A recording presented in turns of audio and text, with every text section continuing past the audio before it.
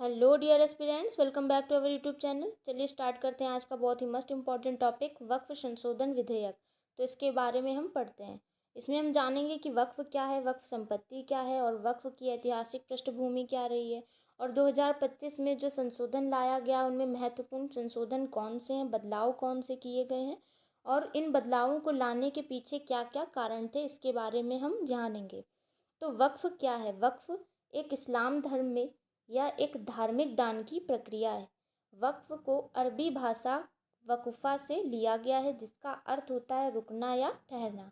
वक्फ अरबी भाषा के वक़फ़ा से लिया गया है, इसका अर्थ होता है रुकना या ठहरना। और वक्फ इस्लाम धर्म में एक धार्मिक दान की प्रक्रिया है। आगे बढ़ते हैं। वक्फ संपत्ति क्या होती है? तो ऐसी चल या अचल संपत्ति जो धार्मिक या सामाजिक उद्देश्य से वक्फ बोर्ड को दान की गई हो, वक्फ संपत्ति कहलाती है। वक्फ संपत्ति घोषित हो जाने पर दोबारा उसे गैर वक्फ संपत्ति नहीं बनाया जा सकता। यह एक तरह की बंधक संपत्ति होती है जिसे बेच व स्थानांतरित नहीं कर सकते। आगे हम पढ़ेंगे कि वक्फ बोर्ड क्या है और इसका गठन कब हुआ। तो यह एक विधिक संस्था है। वक्फ बोर्ड एक विधिक संस्था है, कानूनी संस्था है। भारत में वक्फ बोर्डों की स्थापना वक्फ अधिनियम 1954 के तहत की गई थी। वक्फ बोर्ड द्वारा ही मुतवल्ली शब्द का अर्थ होता है प्रबंधक, यानी वक्फ बोर्ड द्वारा ही मुतवल्ली की नियुक्ति होती है। केंद्रीय वक्फ परिषद का गठन 1964 में सभी राज्यों के वक्फ बोर्डों के नियंत्रण एवं प्रशासन के लिए किया गया। केंद्रीय वक्फ परिषद का गठन साल 1964 में किया गया, जो राज्यों के सभी जो वक्फ बोर्ड हैं उनके नियंत्रण और प्रशासन के लिए। केंद्रीय वक्फ परिषद अल्पसंख्यक मामलों के मंत्रालय के प्रशासनिक नियंत्रण में आती है। केंद्रीय वक्फ परिषद के अध्यक्ष केंद्रीय मंत्री होते हैं, जिनके पास वक्फ का प्रभार होता है। इसमें सबसे पहला संशोधन 1955 में किया गया था। 1995 के वक्फ अधिनियम की धारा 40, जिसे 2013 में वक्फ अधिनियम 1995 में संशोधन करके जोड़ा गया। तो धारा 40 के अनुसार वक्फ बोर्ड के पास निर्णय का अधिकार है कि कोई भी संपत्ति वक्फ संपत्ति है अथवा नहीं है। वक्फ न्यायाधिकरण का सशक्तिकरण भी धारा 40 के हिसाब से किया गया। आगे हम पढ़ेंगे वक्फ न्यायाधिकरण, इसका एक महत्वपूर्ण भाग है। वक्फ न्यायाधिकरण, जिसे हम वक्फ ट्रिब्यूनल कहते हैं, तो यह एक महत्वपूर्ण भाग है वक्फ बोर्ड का। यह वक्फ संबंधित विवादों का समाधान करती है। 1995 के अधिनियम में संशोधन करके 2013 में धारा 40 इसमें जोड़ी गई थी। आगे हम पढ़ेंगे वक्फ संशोधन विधेयक 2025 की संशोधन की जरूरत क्यों पड़ी।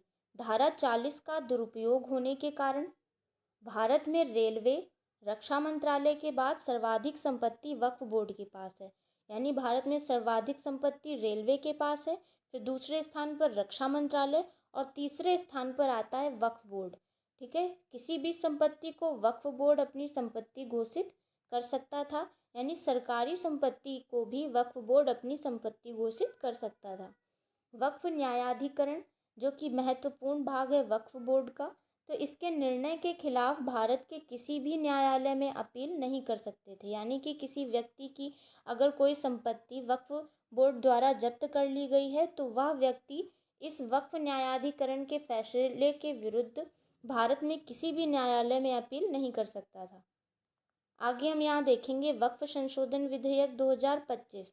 तो सबसे पहले लोकसभा में 8 अगस्त 2024 को पेश किया गया। कब पेश किया गया? 8 अगस्त 2024 को सबसे पहले लोकसभा में पेश किया गया। इसे केंद्रीय अल्पसंख्यक कार्य मंत्री किरण रिजिजू द्वारा पेश किया गया था। फिर राज्यसभा में 3 अप्रैल 2025 को पेश किया गया। यह पारित कब हुआ? तो 3 अप्रैल 2025 को लोकसभा से पारित हुआ और 4 अप्रैल 2025 को राज्यसभा से पारित हुआ।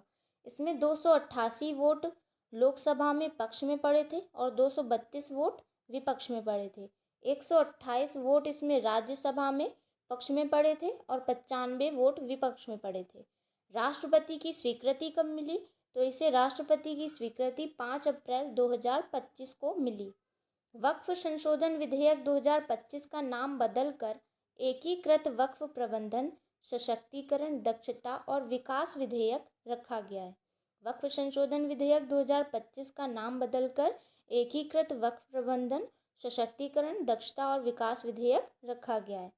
यहाँ हम देखेंगे कि 14 संशोधनों में जो 14 संशोधनों का प्रस्ताव दिया गया है वह पारित हुए हैं। तो 14 संशोधनों में जो मुख्य संशोधन है जिनके द्वारा इसमें बदलाव किया गया है, तो इसके बारे में हम पढ़ेंगे। तो इसमें सबसे पहले वक्फ अधिनियम जो 1995 था उसकी धारा 40 को हटा दिया गया है। और दूसरा इसमें महत्वपूर्ण पॉइंट ये है कि अगर किसी व्यक्ति जिसका उत्तराधिकारी ना हो, पुरुष उत्तराधिकारी ना हो, लेकिन महिला उत्तराधिकारी है, तो उसे संपत्ति देनी होगी, यानी वह संपत्ति अब वक्फ बोर्ड के पास नहीं जाएगी। किसी भी संपत्ति पर किसका अधिकार होगा, इसका निर्णय कौन करेगा? डीएम करेगा। किसी भी सरकारी संपत्ति वक्फ बोर्ड की नहीं होगी। कोई भी जो सरकारी संपत्ति है उसमें अब वक्फ बोर्ड का अधिकार नहीं होगा। वक्फ परिषद के जो 22 सदस्य हैं उसमें 2 गैर मुस्लिम सदस्यों को शामिल किया गया है। कोई भी व्यक्ति वक्फ न्यायाधिकरण के निर्णय के विरुद्ध 90 दिनों के भीतर भारत के किसी भी कोर्ट में अपील कर सकता है। वक्फ संपत्तियों की डिजिटल मैपिंग की जाएगी। तो ये महत्वपूर्ण संशोधन इसमें किए गए। इस संशोधन के विरोध का कारण क्या है? यह कारण है वक्फ बोर्ड का पूर्णता नियंत्रण ना होना और मनमानी उसकी समाप्त हो जाना। आई होप आपको ये पूरा टॉपिक अच्छे से समझ में आ गया होगा। तो प्लीज़ इस चैनल को लाइक, सब्सक्राइब और शेयर ज़रूर करें। मिलते हैं ऐसी मोस्ट इम्पॉर्टेंट टॉपिक के साथ नेक्स्ट वीडियो में। Thank you.